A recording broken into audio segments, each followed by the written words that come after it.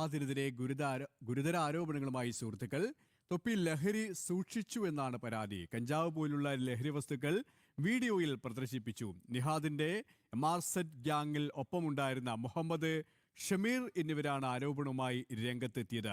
ഇവരുമായി ജിജീഷ് കരുണാകരൻ ചേരുകയാണ്. ജിജീഷ്, ഈ സുഹൃത്തുക്കൾ തൊപ്പിക്കെതിരെ ഗുരുതരമായ ആരോപണങ്ങൾ തന്നെയാണ് ഉന്നയിച്ചിരിക്കുന്നത്. ഈ ആരോപണത്തിന് പിന്നാലെ പോലീസിന്റെ ഏതെങ്കിലും തരത്തിലുള്ള ഇടപെടൽ ഉണ്ടായിട്ടുണ്ടോ? പോലീസിൽ ഏതെങ്കിലും തരത്തിലുള്ള പരാതികൾ ലഭിച്ചിട്ടില്ല. പോലീസ് അന്വേഷണം ആരംഭിച്ചിട്ടുമില്ല. എന്നാൽ പരാതി നൽകിയ ആളുകൾ വ്യക്തമാക്കുന്നത് ഇത് ഈ ഓപ്പറേഷൻ തൂഫാൻ, ലഹരിക്കെതിരായ പുതിയ സർക്കാർ വന്നതിന് ശേഷം നടപ്പിലാക്കുന്ന ശക്തമായ നടപടികൾ എന്ന രീതിയിൽ തുടങ്ങിയ തൂഫാൻ അതിന്റെ ഭാഗമായി കാണണം.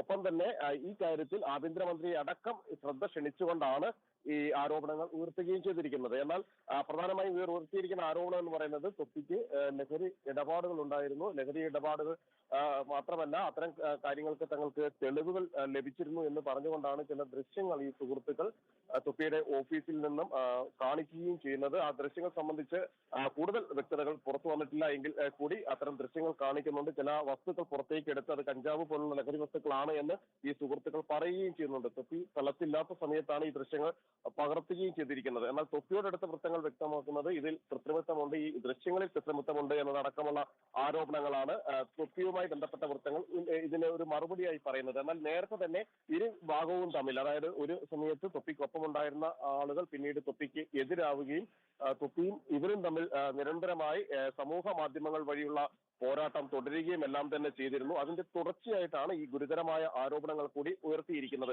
മാത്രമല്ല, നേരത്തെ തൊപ്പിയുടെ റൂമിൽ വെച്ച് ലഹരി പിടിച്ച സംഭവം ഉണ്ടായിരുന്നു. അതുമായി ബന്ധപ്പെട്ട് തൊപ്പി അന്വേഷണം നേരിട്ടു. പിന്നീട് വളരെ നാളുകൾക്ക് ശേഷമാണ് ആ കേസിൽ നിന്ന് തൊപ്പി ഒഴിവാകുകയും ചെയ്യുന്നത്. എന്നാൽ സുഹൃത്തുക്കൾ ആ കേസിൽ, മറ്റു ചില സുഹൃത്തുക്കൾ ഈ കേസിൽ ഉൾപ്പെടുകയും ചെയ്തിരുന്നു. അതിന്റെ തുടർച്ചയായിട്ട് തന്നെയാണ് ഏറ്റവും ഗുരുതരമായ ആരോപണങ്ങൾ ഇപ്പോൾ തൊപ്പിക്കെതിരെ ഉയർന്നിരിക്കുന്നതും ഇതുമായി ബന്ധപ്പെട്ട് അന്വേഷണത്തിന്റെ സാധ്യതകൾ പോലും തെളിയുകയും ചെയ്തിരിക്കുന്നത്.